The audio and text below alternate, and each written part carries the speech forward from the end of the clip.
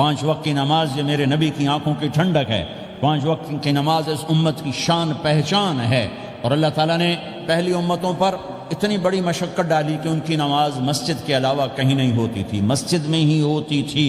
ہمارے لیے کتنی آسانی کر دی، جاب میں ہے مصلی بچھا نماز پڑھ، چلو مصلی بھی کوئی نہیں، زمین دیکھ اس پر کوئی گندگی تو کوئی نہیں ہے، بس زمین بھی تیرے لیے پاک ہے، چل نماز پڑھ۔ اور آسانی کر دی، پانی کوئی نہیں ہے، کوئی بات نہیں، مٹی میں ہاتھ مار، منہ پہ مل، پھر ایک ہاتھ مار، یوں کر، چل نماز پڑھ، میں تیری قبول کروں گا۔ یہ کسی امت کے ساتھ یہ نہیں ہوا، انہیں وضو ہی کرنا تھا چاہے پانی 50 میل پر موجود ہو۔ اور ہمارے لیے پانی کوئی نہیں ہے، چلو تیمم، مٹی میں ہاتھ ہمارا یوں کیا، پھر ہاتھ ہمارا ایک یوں کیا، ایک یوں کیا، چل بھائی اللہ اکبر قبول۔ عمار بن یاسر رضی اللہ تعالیٰ عنہ سفر میں تھے، ان کو نہانے کی ضرورت ہو گئی، نائٹ فال ہو گیا، تو انہوں نے سوچا کہ ویسے تو آدمی کو وضو کی ضرورت ہوتی ہے تو خالی منہ پہ ہاتھ مارا اور یوں کونیوں تک، لیکن مجھے تو غسل کی ضرورت ہے، تو خالی اس سے تو کافی نہیں ہوگا۔ تو انہوں نے کپڑے اتارے، اکیلے تھے، ریت کے اوپر کبھی یوں لیٹے، کبھی یوں لیٹے، کبھی یوں لیٹے، 3-4 دفعہ یوں اور یوں رول ہوتے ہوتے پھر انہوں نے نماز پڑھی۔ آئے اللہ کے نبی کی بارگاہ میں، یا رسول اللہ مجھے رات کو نہانے کی ضرورت پڑ گئی، تو میں نے کہا وضو کے لیے تو خالی یہ 2 دفعہ کرنا کافی ہے، تو یہ تو نہانا تھا، تو میں تو ریت میں خوب رول ہوتا رہا۔ میرے نبی نے انما یکفیک ضربتان، ارے سیدھے بندے عمار، اس کے لیے بھی اتنا ہی کافی تھا کہ تو یوں کرتا اور یوں کرتا اور تو پاک ہو جاتا۔ اللہ نے اس نبی کے طفیل، اس محبوب مصطفیٰ صلی اللہ علیہ وسلم کے طفیل، اللہ نے کیا کیا سہولتیں اور آسانیاں ہمیں عطا فرمائی۔ پھر نماز 4 کی 2 رکعت کر دی کہ بھئی تم مسافر ہو 2 پڑھو، روزے میں سفر میں روزہ معاف کر دیا، بعد میں رکھ لینا، بعد میں رکھ لینا، قضا کرنے کا حکم، بالکل چھوڑنے کا نہیں۔ اور کہا کہ بھائی مریض ہو چھوڑ دو، مسافر ہو چھوڑ دو، اور نماز 2 رکعت کر دو، سنتیں چھوڑ دو۔ ابن عمر رضی اللہ تعالیٰ عنہ بیٹھے تھے تو انہوں نے 2 رکعت پڑھ کے بیٹھ گئے، تو ان کے خادم نے کہا سنتیں نفل نہیں پڑھو گے؟ کہا اگر پڑھنا تو 4 فرض پڑھتا میں، میرے اللہ نے معافی دے دی تو میں کیوں پڑھوں؟ میرے نبی نے سفر میں سنتیں نہیں پڑھی کبھی، اپنی امت کو سہولت دینے، فجر کی سنتیں 2 پڑھتے تھے، اس کے علاوہ سنتیں نہیں پڑھی تاکہ میری امت کو سہولت ہو، آسانی ہو۔ ایک دفعہ بارش ہو رہی تھی اور کوئی جگہ نہیں تھی نماز پڑھنے کے لیے، تو آپ نے اپنی اونٹنی کو آگے کیا اور اس پر بیٹھ گئے، بیٹھے ہی تھے، پیچھے صحابہ نے اونٹنیوں پر ہی صفیں بنائیں، اور یہ نماز اونٹنی پہ بیٹھ کر ادا کی گئی۔ بارش کے اندر نماز اونٹنی کے اوپر نماز بھی ہو گئی، رکوع بھی ہو گیا، سجدہ بھی ہو گیا، سلام بھی ہو گیا۔ پہلی امتوں کے لیے نہیں تھا، سجدہ ہی کرنا پڑے گا۔ یہ اللہ کے محبوب مصطفیٰ صلی اللہ تعالی علیہ وسلم کی طفیل، میرے اللہ نے ہم پہ فضل و احسان کیا، تو میرے نبی کی زندگی میں عبادات میں نماز سب سے اعلیٰ نظر آتی ہے، سب سے نمایاں نظر آتی ہے۔ اور پھر بازار میں، گھر میں، دفتر میں، ماحول میں میرے نبی کے اخلاق، یہ زندگی کا دوسرا روشن پہلو ہے۔ میرے نبی کی ساری زندگی 2 لفظوں میں آتی ہے، عبادت اخلاق، عبادت اخلاق، یا 2 اور لفظ، حقوق اللہ حقوق العباد، حقوق اللہ حقوق العباد۔ حقوق اللہ میں نماز سب سے اعلیٰ، اور حقوق العباد میں لوگوں کی برداشت کرنا، لوگوں سے درگزر کرنا، معاف کرنا، جھوٹ سے بچنا، دھوکے سے بچنا۔ میرے نبی سے پوچھا گیا یا رسول اللہ مسلمان کنجوس ہو سکتا ہے؟ ہم نے کہا ہو سکتا ہے۔ یا رسول اللہ مسلمان کمزور ہو سکتا ہے، بزدل ہو سکتا ہے، ڈرپوک ہو سکتا ہے؟ آپ نے کہا ہو سکتا ہے۔ یا رسول اللہ مسلمان جھوٹ بول سکتا ہے؟ آپ نے کہا نہیں، جھوٹ نہیں بول سکتا، جھوٹ نہیں بول سکتا۔ ہاں، الا لعنت اللہ علی الکاذبین، جھوٹوں پہ اللہ کی لعنت۔ اس لعنت کے ساتھ 400 پاؤنڈ بچا لیے، 4000 بچا لیے، 4 ملین بچا لیے، 4 بلین بچا لیے، 4 ٹریلین بچا لیے، ساری دنیا کو بچا لیا، اور اوپر اللہ کی لعنت پڑی تو اللہ کی قسم گھاٹے کا سودا ہے۔ اور سچے ہو گئے، سچ بولا، یہ میں 100 پاؤنڈ کماتا ہوں، لے لو جو لینا ہے اس میں سے، یہ میں 1000 پاؤنڈ کماتا ہوں، لے لو جو لینا ہے، یہ میں 50,000 پاؤنڈ کماتا ہوں، لے لو جو لینا ہے، کہ مسلمان کی زبان سے جھوٹ نہیں نکلتا، سچ ہی بولتا ہے۔ آپ تشریف لے جا رہے ہیں، ایک آواز ہے یا رسول اللہ، آپ نے یوں دیکھا، کوئی نظر نہیں آیا، پھر آواز ہے یا رسول اللہ، تو آپ نے دیکھا کہ ہرنی ڈیئر چھوٹی وہ کھڑی ہوئی، رسی میں بندھی، تو آپ نے کہا کیا ہوا؟ کہا جی آپ کا صحابی مجھے پکڑ کے لایا ہے، میرے چھوٹے چھوٹے بچے بھوک سے رو رہے ہوں گے، آپ مجھے چھوڑ دیں، میں بچوں کو دودھ پلا کے واپس آ جاتا، مجھے پتا ہے میرے اللہ کی تقدیر میرے بارے میں کیا ہے۔ تو آپ نے کہا اگر تو واپس نہ آئی تو پھر تو اس نے کہا مجھے اللہ جہنم میں ڈال دے۔ آپ نے اس کی رسی کھول دی، خود وہیں بیٹھ گئے۔ اس نے دوڑ لگائی اور پہاڑوں میں گم ہو کے تھوڑی دیر کے بعد وہ دوڑتی ہوئی آئی اور آ کے سر یا رسول اللہ میں حاضر ہو جاؤں۔ تو آپ نے اس کو باندھ کے وہیں آپ بیٹھ گئے نہیں۔ دیر کے بعد وہ صحابی آئے جنہوں نے اس کو شکار کیا تھا، پکڑا تھا، تو کہنے لگے ان کا یا رسول اللہ آپ یہاں کیسے؟ کہ میں ایک درخواست لے کر آیا ہوں۔ کہ کیا؟ کہ یہ ہرنی مجھے ہدیہ کر دو۔ کہ یا رسول اللہ سب کچھ آپ کا ہے، کہ بس یہ ہدیہ کر دو۔ یا رسول اللہ حاضر۔ تو آپ نے اس کو لے کر رسی اس کی گردن سے نکالی کہ جا بچی اپنے بچوں کے پاس جا کے خوشی منا، سچ نجات دیتا ہے اور جھوٹ ہلاک کرتا ہے۔ ایک ہرنی جان کی بازی کھیل گئی سچ بولنے کے لیے، تم چند پونڈوں پہ جھوٹ بولتے ہو، ایمان کو برباد کر کے رکھ دیتے ہو۔ مسلمان جھوٹ نہیں بولتا، مسلمان دھوکہ نہیں دیتا، مسلمان کی زبان سے سخت بول نہیں نکلتا، کسی کو بے عزت نہیں کرتا، کسی کو کی بے اکرامی نہیں کرتا، کسی کا دل نہیں توڑتا، کسی کو ذلیل نہیں کرتا، خود سہتا ہے، اوروں کو خوشیاں دیتا ہے، خود دکھ سہتا ہے، اوروں کو راحت دیتا ہے، خود تکلیف سہتا ہے۔ یہ میرے نبی کے اخلاق ہیں، یہ میرے نبی کی زندگی ہے، اور یہ اسلام کا سب سے بڑا چیپٹر ہے، وہ سب سے مشکل چیپٹر ہے۔ جب میرے نبی نے لمبی نمازیں پڑھی تو اللہ نے روک دیا کہ میرے حبیب ما انزلنا علیک القرآن لتشقى، اتنی لمبی نماز نہ پڑھ کے تو تھک جائے۔ میرے نبی نے تبلیغ میں زور دکھایا تو اللہ نے روک دیا، فلتذهب نفسک علیہم حسرات، میرے نبی اتنا غم نہ کر کے آپ خود ہی آہیں بھرتے بھرتے آپ مر جائیں۔ میرے نبی نے مال سارا خرچ کیا، اللہ نے اس سے بھی روک دیا، ولا تبسطها كل البسط فتقعد ملوما محسورا، اتنا خرچ نہ کریں کہ آپ خود پھر دکھی ہو کے بیٹھ جائیں۔ خرچ کرنا بہت بڑا عمل، تبلیغ سب سے سارے عملوں کا سردار عمل۔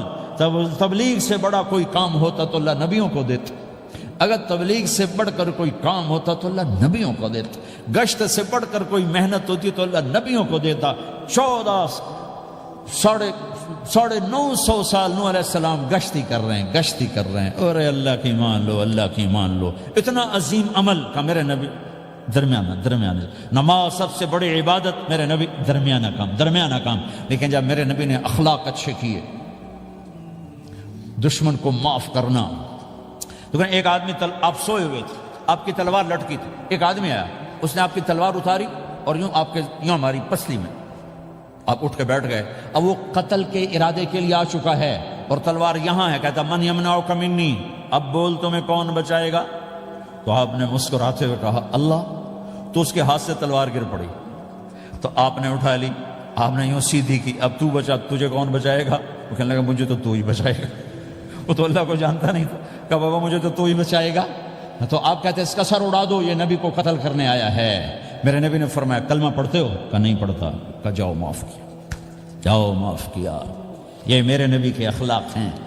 20 سال جنہوں نے قتل کے منصوبے بنائے، قتل کے منصوبے، مکہ والے، جب آپ مکہ میں فاتحانہ داخل ہوئے، ابو سفیان سب سے زیادہ آپ کو دکھ پہنچانے والوں میں پیش تو آپ نے ابو سفیان کو عزت دی۔ جو ابو سفیان کے گھر میں داخل ہوگا اس کو کچھ نہیں کہا جائے گا۔ آپ تو ابو سفیان کو بلا کے سولی پہ لٹکاتے، اور آپ کہہ رہے ہیں جو ابو سفیان کے گھر میں جائے گا اسے کچھ نہیں کہا جائے گا، جو بیت اللہ میں ہوگا اسے کچھ نہیں کہا جائے گا۔ سارا مکہ سامنے، آپ یوں بیت اللہ کا دروازے پر یوں دونوں ہاتھ ایسے ٹکا کے کھڑے تھے۔ پھر آپ نے کہا میں کیا کروں گا اب تمہارے ساتھ؟ تو سہیل بن عمر نے کہا آپ کریم ہیں، کریم کے بیٹے ہیں۔ تو آپ نے کہا جاؤ میں نے معاف کیا۔ یہ اخلاق آج مٹ چکے ہیں، مردوں سے، عورتوں سے، علم والوں سے، خانقاہ والوں سے، تبلیغ والوں سے، سب زیرو ہوئے پڑے ہیں۔ جب تک یہ اخلاق زندہ نہیں ہوتے اسلامی زندگی قائم نہیں ہو سکتی، اسلامی معاشرت قائم نہیں ہو سکتی۔ اور دین دو چیزوں سے آگے پھیلتا ہے، ایک دعوت اور ایک اخلاق۔ دعوت اور اخلاق۔ دعوت نہیں ہوگی تو اخلاق وہیں پڑے رہ جائیں گے، اخلاق نہیں ہوں گے تو دعوت کوئی قبول نہیں کرے گا۔ میرے نبی نے کتنے معجزے دکھائے مکے میں، نہیں کلمہ پڑھا۔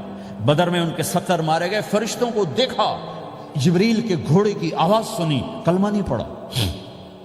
خندق میں شکست ہوئی، کلمہ نہیں پڑھا۔ پانی نکلتے دیکھا انگلیوں سے، کلمہ نہیں پڑھا۔ ایک بکرے کا ایک بازو پکایا، ایک بازو بکرے کا، ایک اگلا جو بازو ہوتا، اور 40 آدمیوں نے کھانا کھایا اور ایک بوٹی کم نہیں ہوئی، کلمہ نہیں پڑھا۔ لیکن جب میرے نبی نے کہا جاؤ معاف کیا تو سارے ہی کلمہ پڑ گئے کہ واقعہ یہ اخلاق نبی کے ہو سکتے۔ حنین کی جنگ میں جب بھاگے لوگ، شکست ہوئی، تو ایک صحابی کا بھاگتے ہوئے پاؤں ہمارے نبی کا پاؤں پر آیا، اور جوتا سخت تھا، تو آپ نے کہا اوجعتنی، اور آپ کے ہاتھ میں چھڑی تھی، آپ نے اس کو یوں ماری، اوجعتنی، ارے تو نے مجھے کتنا زیادہ درد پہنچایا، دکھ پہنچایا۔ وہ بیچارے پگھل کے رہ گئے اور پریشان ہو گئے، اور فرماتے ہیں سارا دن میں پریشان، ساری رات پریشان کہ اللہ کے نبی کو میں نے تکلیف پہنچائی، اب میرا کیا بنے گا۔ اگلا دن ہوا تو اعلان ہو رہا تھا بھائی جس کا پاؤں نبی کے پاؤں پہ آیا تھا اس کو اللہ کے نبی بلا رہے ہیں۔ تو صحابی کہنے لگے میں نے سمجھا بس اب میری تو دنیا بھی گئی اور آخرت بھی گئی، اب میرے اوپر کیس بنے گا اور مجھے ڈانٹ ڈپٹ بھی ہوگی، میرا کتنا بڑا گھاٹا نقصان ہوگا۔ یہ حاضر ہوئے ڈرتے ڈرتے، تو آپ نے فرمایا میرے بھائی کل میں نے تمہیں چھڑی ماری تھی، وہ مجھے معاف کر دینا، اور یہ 80 اونٹ تمہیں ہدیہ دیتا ہوں، 80 کیملز یعنی 80 پراڈو، 80 رینج روور کا یہ میری طرف سے تمہیں ہدیہ ہے۔ وہ حیران پریشان، یہ میرے نبی کے اخلاق ہیں، یہ میرے نبی کے اخلاق ہیں۔ کانٹے بچھانے والی نے 4 دن آنا چھوڑ دیا، بیمار ہو گئی تھی، تو ہم نے کیا بات ہے، وہ ہمارے راستے میں اب کانٹے کوئی نہیں ہیں، کہا جی وہ بیمار پڑی ہے جو کانٹے بچھاتے تھے، تو آپ اس کے گھر چلے گئے، ماں جی خیریت تو ہے، اب ٹھیک تو ہیں، کہا بیٹا مجھے کلمہ پڑھا دے، بس تیرے اخلاق نے مجھے فتح کر لیا ہے۔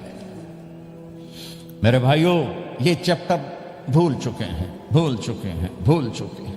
جب تک یہ چیپٹر زندہ نہیں ہوگا زندگی اسلامی نہیں بنے گی، معاشرہ اسلامی نہیں بنے گا، اور آگے قوموں کے لیے اسلام کا دروازہ نہیں کھلے گا۔ ہمیں معاف کرنا آتا ہو، ہمیں گالی دینے والے کو دعا دینا آتا ہو، غیبت کرنے والے کی تعریف آتی ہو، اور غیبت کرنے سے، غیبت سننے سے اپنے آپ کو ایسے بچاؤ جیسے زہر سے بچاتے ہو، اسے آگ سے بچاتے ہو۔ ایک دوسرے کو نفرت کا بول نہ بولو ورنہ ساری زندگی تباہ و برباد ہو جائے گی۔ میرے رب کی قسم، میرے نبی نے کہا ایک زبان کا بول انسان بولتا ہے اور جہنم کی گہرائیوں میں گر جاتا ہے، اور ایک زبان کا بول انسان بولتا ہے اور جنت کے درجات پر چڑھ جاتا ہے۔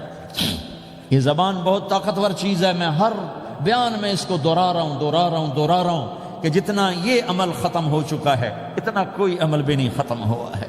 اور ایک صحابی ہیں ابو دجانہ۔ کون ابو دجانہ؟ السابقون الاولون من المہاجرین والانصار، اس میں پہلی صف کے صحابہ۔ کون ابو دجانہ؟ جب آپ حج پر گئے تو اپنی جگہ مدینے کا امیر ابو دجانہ کو بنایا۔ ابو دجانہ حج میں شریک نہیں ہوئے کہ آپ نے اپنی جگہ ان کو اپنا نائب بنا کے وہاں کھڑا فرمایا ابو دجانہ میری جگہ پر مدینے کا امیر ہے، یہ وہ ابو دجانہ ہیں۔ کون ابو دجانہ؟ جو جنگ بدر سے لے کر آخری حج تک ہر سفر میں شریک ہیں، ہر سفر میں شریک ہیں۔ ان کی ایک بات میں بتانا چاہتا ہوں، پہلے تھوڑی سی ان کی ہسٹری بتانا چاہتا ہوں۔ کون ابو دجانہ؟ احد کی جنگ میں آپ نے تلوار اٹھائی، کہا اس تلوار کو کون لے گا؟ کئی صحابہ کھڑے ہو گئے۔ آپ نے کہا اس تلوار کا حق کون ادا کرے گا؟ سارے بیٹھ گئے، 3 آدمی کھڑے رہے، ایک زبیر بن عوام، ایک عمر بن خطاب، ایک ابو دجانہ۔ ان کا نام ہے سماک بن خرشنہ، سماک بن خرشنہ ان کا نام ابو دجانہ سے مشہور ہے۔ تو آپ نے تلوار نہ عمر کو دی، نہ زبیر کو دی، ابو دجانہ کو دی۔ تو عمر رضی اللہ عنہ نے تو محسوس نہیں کیا، حضرت زبیر نے محسوس کیا کہ اس کو کیوں دی، مجھے کیوں نہیں دی؟ میں مہاجرین میں سے ہوں، میں پھوپھی کا بیٹا ہوں، میں اس سے دلیری میں کم نہیں ہوں۔ بلکہ حضرت زبیر کی دلیری کی تو دھک تھی، جدھر سلوار چلتی تھی کاٹتی چلی جاتی تھی، کہنے کہ میں دیکھوں گا یہ کیا کرتا ہے۔ تو ابو دجانہ کے پیچھے پیچھے زبیر ہو لیے۔ تو ابو دجانہ نے جو حملہ کیا تو 3000 کا لشکر تھا، اس کو چیر کے پار نکل کے، پورے لشکر کو کاٹ کے پار نکل کے، اور آگے عورتیں کھڑی تھیں جو مکے کے لشکر کو تیار کر رہی تھیں۔ نحن بنات طارقی نمشی علی النمارقی مشی القتل بوارقی المسک فی المخالقی المسک فی المفارقی والذر فی المخالقی ان تقبلوا نعانقی وتدبروا نفارقی فراق غیر وامقی۔ یہ گانا گا رہی تھیں اور ان کو تیار کر رہی تھیں۔ تو جب ابو دجانہ کی تلوار نظر آئی تو سب بھاگی، ہندا پکڑی گئی، تو آپ نے یوں اپنی تلوار ہندا کے سر پر رکھی، انہوں نے چیخ ماری، تلوار ہٹا لی۔ تو زبیر پیچھے پیچھے کہ کیا کیا ہے؟ جنگ میں اگر کوئی عورت حصہ لے اسے مارنا جائز ہے، ویسے جائز نہیں ہے، عورت کو، بچے کو، بوڑھے کو ہاتھ لگانا جائز نہیں ہے۔ تو انہوں نے کہا تلوار کیوں نہیں چلائی؟ کہا میرے محبوب کی تلوار ہے، عورت کے خون سے رنگین کر کے اس کی شان نہیں گھٹانا چاہتا، یہ میرے نبی کی تلوار۔ پھر واپس ہوئے، پھر اٹیک کیا اور پھر مجمع کو چیر دیا۔ سامنے ایک آدمی آ رہا تھا ہاتھی کی طرح، اتنا لمبا موٹا تازہ، تو زبیر کہنے لگے میرے جی میں آیا کبھی اس کی ٹکر ہونا پھر میں دیکھوں ابو دجانہ کیا چیز ہے۔ تو اللہ کا کرنا ایسا ہوا ابو دجانہ دونوں آمنے سامنے ہو گئے، تو وہ ایسے شاہ سوار تھے کہ دونوں طرف کے لشکر ذرا تھم گئے اور وہ دونوں بھڑ گئے۔ ابو دجانہ کے اپنے جوہر، اس پہلوان کے اپنے جوہر، غبار اٹھا، مٹی اٹھی، اور اس کی اپنی طاقت، ان کی اپنی طاقت، انہوں نے ابو دجانہ کو اس نے زخمی کر دیا۔ ابو دجانہ نے جو جوش میں آ کے ماری تلوار، اس کو لگی یہاں، تو اتنی طاقت سے لگی کہ اس کے نیچے اتر کر 2 ٹکڑوں میں تقسیم کر دی، یوں ماری، تو ایک حصہ ادھر ایک حصہ، پھر یوں دیکھا اور اپنے چہرے سے لوہے کی ٹوپی اتاری، وما ترى انا ابو دجانہ، کیا دیکھ رہے ہو، میں ہوں ابو دجانہ، تلوار صحیح لی ہے میں نے، غلط نہیں لی، یہ ابو دجانہ ہیں۔ اور جب شکست ہو گئی احد کی جنگ میں، اور پھر 10-12 آدمیوں نے آپ کو گھیرے میں لیا ہوا تھا، ان میں ایک ابو بکر تھے، عمر تھے، علی تھے، طلحہ تھے، زبیر تھے، سعد بن ابی وقاص تھے، اور سہل بن حنیف تھے، عبادہ قتادہ بن نعمان تھے، اور ابو دجانہ تھے رضی اللہ تعالی عنہم، ان میں سے ایک ابو دجانہ بھی تھے۔ اور یمامہ کی جنگ میں ابو دجانہ شہید ہوئے، یمامہ کی جنگ میں شہید ہوئے۔ یہ ابو دجانہ کی تھوڑی سی سیرت آپ کے سامنے آئی ہے۔ اس کے بعد اب آپ ان کے قول کو سنو تاکہ اس کا وزن آپ کے سامنے آئے۔ یہ بدر کے شریک ہیں، اللہ کے نبی نے کہا بدر کا صحابی جو مرضی کرے بخشا گیا۔ یہ صلح حدیبیہ کے شریک ہیں، اللہ نے قرآن میں کہا لقد رضی اللہ، میں ان سے راضی ہو گیا۔ یہ صحابی ہیں، اللہ نے کہا کلا وعد اللہ الحسنی، اے میرا نبی تیرے ہر صحابی کے لیے جنت کا وعدہ ہے۔ اور اب یہ کیا کہتے ہیں؟ یہ کیا کہتے ہیں لوگو؟ ان ارجع عملی عند، لوگو میرے پاس، ابو دجانہ میرے پاس بخشش کا سب سے بڑا عمل جانتے ہو کیا ہے؟ بدر نہیں، احد نہیں، حدیبیہ نہیں، خندق نہیں، خیبر نہیں، فتح مکہ نہیں، آخری حج نہیں، کیا ہے؟ کیا ہے لوگو؟ ان ارجع عملی عندی، میرے پاس آخرت میں بخشش کا سب سے بڑا عمل بس ایک ہے کہ ما آذیت احدا بلسانی، میں نے اپنی زبان سے کبھی کسی کو دکھ نہیں پہنچایا۔ ولا اجد فی قلبی غلا لاحد، اور میرے دل میں کسی کے لیے بغض کوئی نہیں ہے، بس یہ میری بخشش کا عمل ہے۔ تو بھائیو، نبی کے اخلاق میں 2 چیزیں لے لو، ایک زبان سے کسی کو دکھ نہ دو، ایک دل میں کسی کا بغض نہ رکھو۔ اللہ کی قسم بغیر حساب کتاب کے جنت میں جاؤ گے۔ بڑے بڑے جنید بغدادی اور بڑے بڑے معرفت والے تمہیں دیکھتے رہ جائیں گے، تمہاری رفتار اتنی تیز ہوگی کہ تمہیں وہی پکڑ سکے گا جس کا یہ 2 عمل تم سے زیادہ اچھا ہوگا۔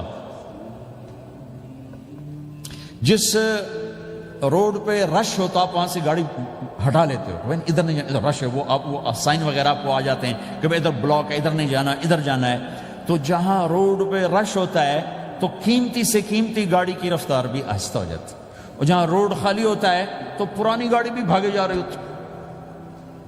ہمارے یہاں پرانی گاڑی ہوتی ہے نا، پرانی بسوں کے پیچھے لکھا ہوتا ہے نہ انجن کی خوبی نہ ڈرائیور کا کمال، خدا کے سہارے چلی جا رہی ہے۔ اور جس کے پاس ایسی گاڑی ہو، نہ انجن کی خوبی نہ ڈرائیور کا کمال، تو اگر اس کو روڈ خالی مل جائے تو وہ تو مرسیڈیز والے سے پہلے پہنچے گا، رینج روور والے سے پہلے پہنچے گا، بینٹلی والے سے پہلے پہنچے گا، رولز رائس والے سے پہلے پہنچے گا، جو وہ تو پھنسی کھڑی اور اس کا روڈ ہی خالی ہے۔